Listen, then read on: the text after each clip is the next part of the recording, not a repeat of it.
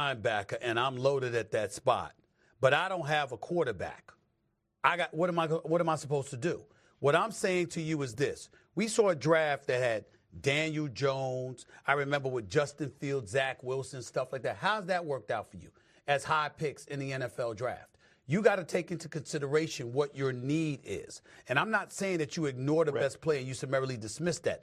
I'm simply saying, and I think this is the best way that I can say it. This is what I said earlier in the morning meeting. Shannon, this is what I said. If you are a team that needs a quarterback, you don't draft a quarterback just because you need at that position.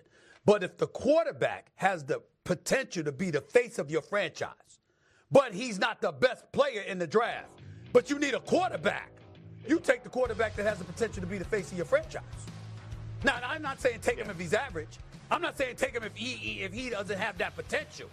But if you got an edge rusher or a quarterback, and the quarterback and the linebacker has the potential to be all-world, but the quarterback has the potential to be pretty damn good in a face of your franchise, and you don't have a quarterback in football, you got to take that quarterback.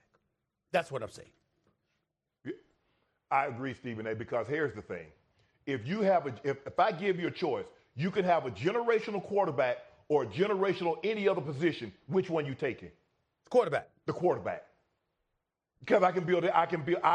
He's the foundation piece in which I can build all things around. And I'm not saying, I believe right now, if you just go out there and play, I think Abdul Carter will be the most impactful. Because all he has to do is say, son, put your hand in the dirt and go attack the quarterback. But that's not what the Titans need in order to compete in the AFC. Do you realize what's in the AFC? You got Mahomes boy, you got Lamar Jackson, you got Josh Allen, you got Joe Burrow, and you got Justin Herbert. You got to score. You got to match that. And I believe Abdul Carter. I think, for me personally, I think Travis Hunter is the most talented guy in the draft. But you can only do so much with him because he's going to be a spot player on offense. I believe his best position is at the cornerback because of his natural instinct, Stephen A. But if you give me a choice and say, look at the Tennessee Titans, man, I got to get a quarterback back. Man, y'all still, boy, they still believe in Will Levis, Stephen A. That's what they're telling me. You got to be kidding me. Because any other discussion other than Cam Ward. Hold on. That's breaking news. You trying to tell me they still believe in mayonnaise? And Mr. Mayonnaise, is that what you trying to tell me? Oh, hell no. I didn't hear that. No. Oh, no. No, listen. You better get a quarterback. If you get an opportunity, Stephen A., you take a quarterback.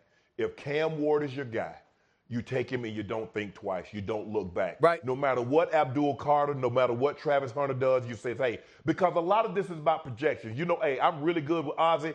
He brought me, he was the general manager at the Ravens. He still had some hands-on, even though DeCosta does a lot of it. He says, son, a lot of this is about projection. You got to believe, okay, today, what is he going to be tomorrow, 5 years from tomorrow? And that's what you have to do. If you believe Cam Ward is the guy that's going to elevate your franchise, you got to take him.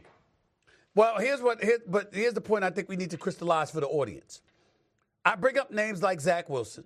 I bring up names like Daniel Jones. Because you don't just take a quarterback. I'm not saying take some average dude, hoping to manufacture him into something else. I'm saying look at how they're talking about Cam Ward. Look at how they're talking about Shedeur Sanders and what their potential is. If that's what we're talking about, and you need a quarterback, nothing comes first before that. That's what I'm saying. Right. All right. I agree. And plus history, Stephen A.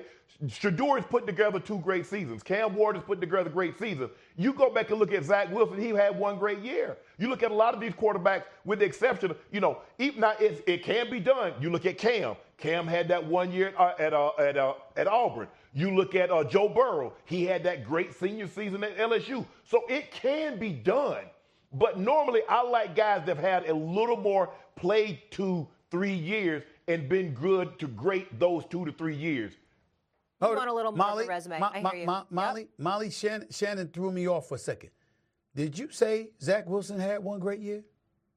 When? Was I alive? No, I'm saying in college. I'm talking about college. I'm talking about college, Steve. Yeah, and he's saying no. I'm saying college. No, I was getting a heart attack. I was like, when did that happen? What did I miss? What NFL season did I miss? Cam had. Okay. No, Cam had that his year at Auburn was great.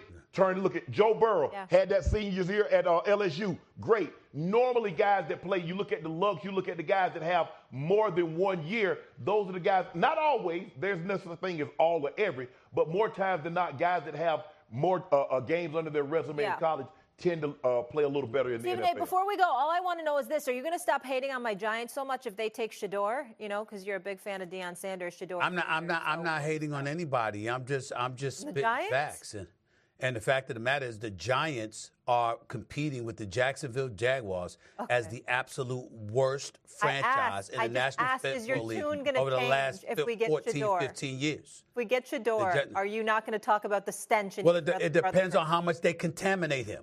Okay, if they contaminate him too much, no. Why'd I even ask? Coming up, Pat Bev listed the teams he... Potential #1 overall pick in the NFL draft in late April. Cam Ward worked out Monday, part of Miami's pro day. He was a 0-star recruit who spent time at Incarnate Word in Washington State before setting multiple passing records in this one season for the U. NFL teams might need more convincing. Ward's known it all along.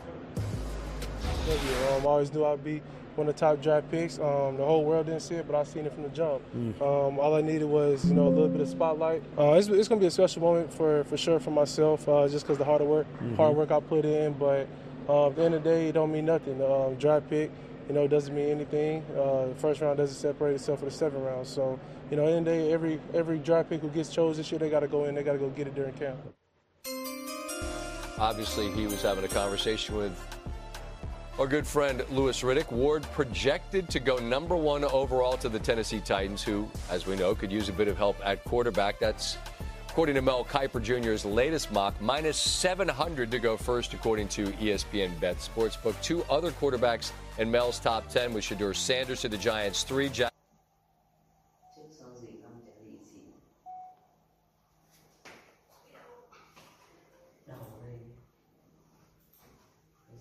Tên nhớ phần ba nữa nha. Xin chào tất cả mọi người đã quay trở lại với kênh của mình. Ngày hôm nay mình sẽ tiếp tục hướng dẫn các bạn tô tượng. Tượng hôm nay của mình sẽ có tiêu đề là động lực. Mọi người hôm nay tượng của mình sẽ có tiêu đề là tác động.